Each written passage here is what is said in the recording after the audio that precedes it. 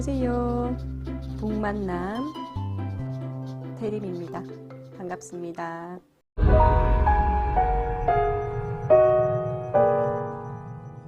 초등학생 아이에게 모멸감과 수치는 금물이다.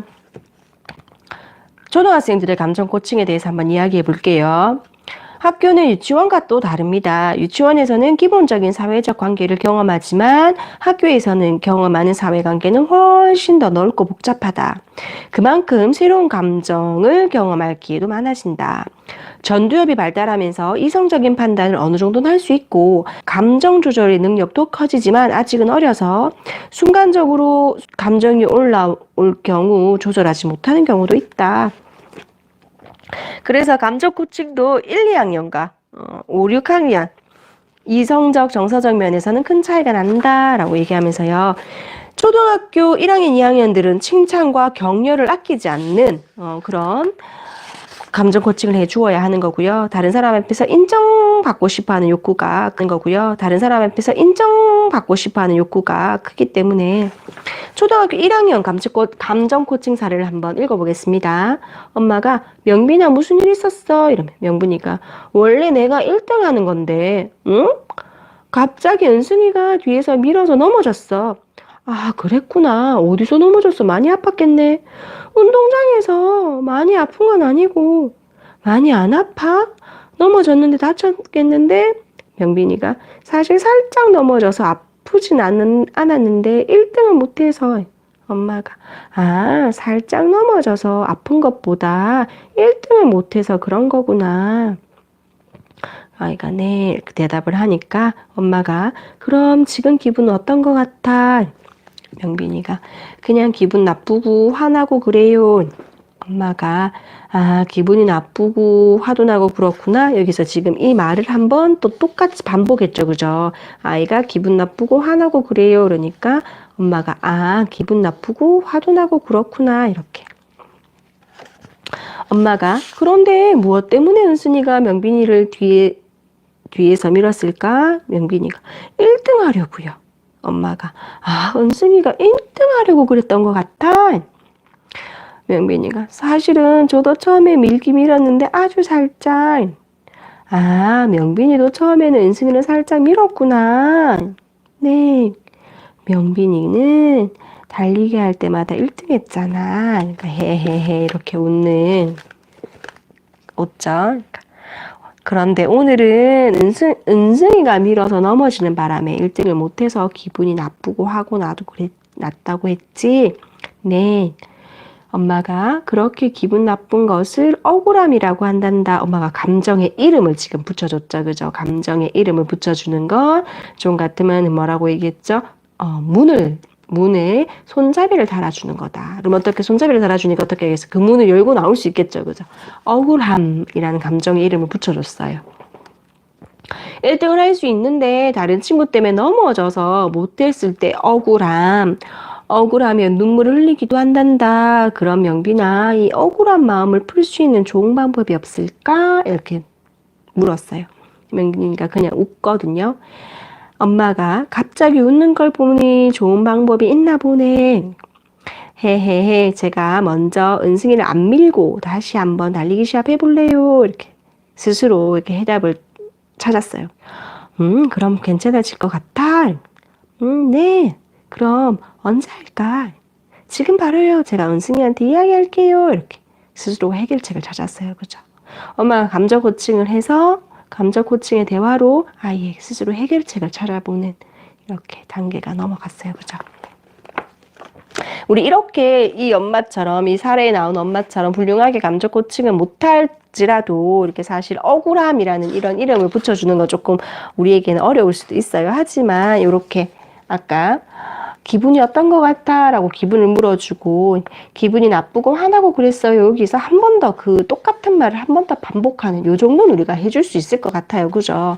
요렇게 하다가 보면 우리도 나중에는 감정의 이름을 붙여줄 수 있는 그 단계까지 갈 수 있겠죠. 그죠? 그럼 감정의 이름을 붙여주고 스스로 해결책을 찾아갈 수 있는 그 감정 코칭의 마지막 5단계까지도 해나갈 수 있을 거라고 생각해요. 그죠? 우리 한번 해봅시다. 만 6세 무렵의 아이들의 놀이법. 초등학교 저학년의 놀이법. 내가 좋아하는 놀이, 내가 좋아하는 색깔은, 내가 좋아하는 과일은, 내가 좋아하는 동물은, 내가 좋아하는 친구는 이렇게 함께 이야기할 수 있는 놀이. 그 다음에 외국어 배우기 놀이. 그러니까 새로운 언어를 호기심을 가지고 배울 수 있는 놀이. 공감 놀이. 독서가 공감력을 키우는데 도움이 된다라고 하네요. 가사 돕기 놀이. 엄마의 일을 도와줄 수 있도록. 아빠가 설거지를 할 때는 아이가 식탁을 닦는 가사 분담을 하면서 공동체 의식을 길러준다. 아빠가 설거지를 해야 될 텐데, 그죠? 저희 신랑은 사실 해요. 그리고 저는 가족 식사가 아이 미래를 바꾼다는 책을 읽고는 이제 가족 식사를 하려고 많이 노력하고, 가족 식사를 하려고 할 때마다 첫째 아이에게 이제 그 숟가락을 놓도록 시키거든요. 그 밥상머리 작은 기적. 제가 앞에서 읽었던 그 책을 읽고 같이 저녁 식사, 아침 식사를 하려고 노력을 하고 있는데, 그때 아이에게 작은 역할들을 주고 있어요. 그러면 아빠도 사실은 함께 도와주거든요. 그럼 제가 음식을 차리고 음식을 아이와 함께 먹고 먼저 식사를 끝날 경우에는 뒷정리를 해주기도 하고 설거지를 도와주거든요. 근데 이게 정말 자연스러운 교육인 것 같고 공동체 의식을 키워주는 것 같아요. 서랍 정리하기 놀이, 옷 바꿔 입기 놀이, 가면 놀이, 업어주기 놀이, 학교 놀이, 구슬 깨기 놀이, 이런 놀이가 무궁무진하겠죠, 그죠? 한 연구에 따르면 이 시기 아이들 중에 92%는 독서를 재밌어하고 40%는 매일 책을 읽는다고 합니다. 이렇게 되면 정말 좋을 텐데요, 그죠? 근데 이러기 위해서는 독서 분위기, 엄마가 아빠가 책을 즐겨 읽고 거실에는 텔레비와 컴퓨터 대신에 책장을 놓는 게 좋습니다. 여러분들도 한번 해보세요. 거실에 텔레비 대신에 책장을. 사실 저는 지금 그렇게 되어 있거든요. 여러분도 한번 해보시면 엄마가 사실 책을 읽으면, 아빠가 책을 읽고 있으면 자기도 책을 읽거든요. 네. 한번 여러분들도 텔레비를 끄시고 컴퓨터를 끄시고 손에 핸드폰을 내려놓으시고 손에 책을 들고 있는 모습을 아이가 본다면 아이는 책을 함께 읽을 겁니다. 네. 아이는 자기 옷을 고르는 것을 좋아합니다. 그래서 어떻게 옷을 사러 가거나 다음날 입을 옷을 고를 때 엄마가 골라주기보다는 스스로 선택하도록. 근데 여기서 문제는 추운 날 얇은 옷을 입겠다가 고집을 부린다. 그러면 그 옷을 입고 싶은 이유를 물어보고 타당하면 그대로 하는 게 좋대요. 타당하지 않으면 어떤 옷을 여름 옷인데 그걸 입고 싶어 한다면 어떻게 해야 돼요, 그러면? 그것만 입고 보내면 아동학대죠, 그죠, 겨울에. 그럼 사실은 엄마는 그런 옷이 눈에 보이지 않게끔 다른 곳에 치워야 하는 거고요. 만약에 그 옷을 보고 그 옷을 입겠다라고 한다면 그 옷을 입고 따뜻한 옷을 다시 입을 수 있도록 설득을 해야 되겠죠, 그죠? 하지만 아이가 고를 수 있는 기회를 뺏지는 말아야 되겠죠. 이 나이에는 미세 근육이 성숙하지 못했기 때문에 글 쓰는 것을 어려워하는 아이도 많답니다. 그래서 글 쓰는 것을 놀이처럼 할 수 있도록 환경을 만들어주고 다양한 펜을 써보도록 한 다음에 점차 연필로 바꾸어줘라 라고 이야기하네요. 만 7세 무렵의 아이들의 놀이법, 사회성과 경제 감각을 키워주는 놀이가 필요하다. 이게 브로마블 나왔네요. 브로마블, 블록놀이, 악기 배우기, 그림으로 표현하기, 단체 운동놀이, 돈을 셈하는 놀이, 용돈 벌기 놀이, 봉사활동, 티파티 놀이, 개인 운동 이런 것들 얘기하네요.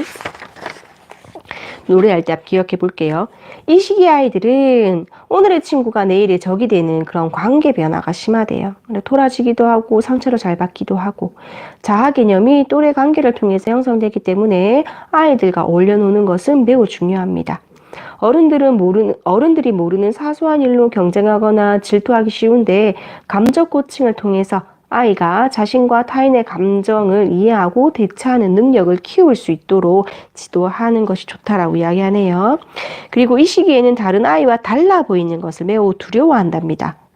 아이들이 왕따를 당할까봐 두려워하고 놀림받는 것에 대해서 매우 민감하기 때문에 감정 코칭을 통해서 이 시기를 잘 넘기자라고 책에서 이야기하고 있네요. 성교육의 중요성에 대해서도 이야기하고 있습니다. 초등학교 3, 4학년이 되면 옳고 그름을 스스로 생각하도록 돕는 그런 것들. 이것이 옳은 행동일까 아닌 행동일까 이야기하는 거. 5, 6학년이 되면 불안정한 감정을 따뜻하게 끌어안아라. 불안정한 감정을 따뜻하게 끌어안아라. 이때가 되면 슬슬 반항하기 시작한다. 어른 말을 따르기보다는 자기 방식대로 하고 싶어하고 독립을 꿈꾼다. 하지만 동시에 어린의 관심과 지지를 기대하는 이중성을 보인다는 거죠. 스스로 하고 싶은 독립성과 플러스 하지만 격려, 지지를 받고 싶어하는 두 가지 마음이 동시에 존재한다는 거고요. 그리고 이때 5, 6학년 때 무엇보다도 또래 문화, 집단적 형태를 많이 보이기 때문에 끼리끼리 모여서 다니고 팀으로 하는 놀이를 좋아한다라는 거죠. 초등학교 5, 6학년의 경우에 사춘기가 시작되기도 한다. 이때 감정을 잘 읽어주어야 한다라고 이야기하네요. 워낙 감정 기복이 심하고 불안정한 시기이기 때문에 감정을 읽어주기가 쉽지는 않다. 섣불리 조언하지 마라 라고 이야기하네요. 낭패를 보기 쉽다. 자연 체험이 가장 훌륭한 놀이다. 세탁놀이, 자연 관찰놀이, 캠핑, 낚시, 여행 이야기를 하네요. 일기 쓰기, 혼자 있기, 심부름놀이, 개성 키우기 놀이 이런 이야기를 합니다. 이 시기에는 낙천성과 비관성이 대조된다고 하네요. 비관성 성향을 가진 아이는 나쁜 일도 자기 탓이라고, 영원히 변하지 않을 것이라고 생각하는 경향이 짙대요. 이런 아이들은 우울증이나 학습된 무기력이 많이 나타난답니다.